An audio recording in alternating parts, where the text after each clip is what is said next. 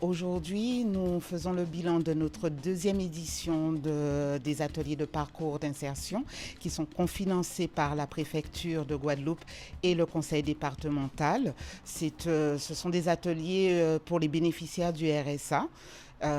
Donc c'est un atelier qui se déroule sur 5 mois et qui a regroupé 10 participants.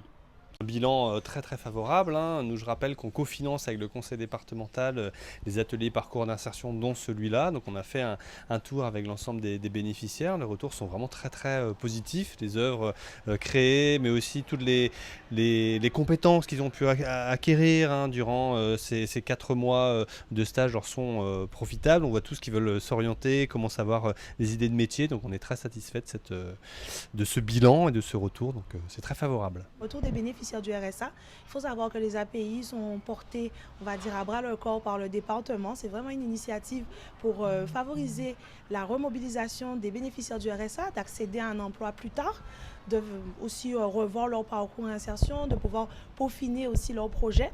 Donc je suis très contente de voir que les bénéficiaires ont apprécié dans un premier temps, mais qu'en plus ils ont pu découvrir des secteurs divers et variés, qu'ils ont pu apprendre des choses qui vont leur permettre en tout cas de mettre en place leur projet, aussi découvrir de nouveaux métiers, de nouvelles pratiques.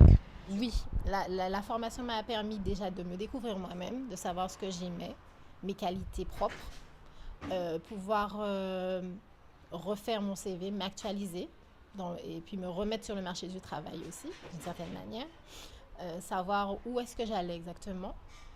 Et en art manuel, justement, nous avons appris à faire beaucoup de choses comme des poufs avec des pneus, des lampes, des dominos, des poubelles, mais tout ça avec des matériaux recyclables.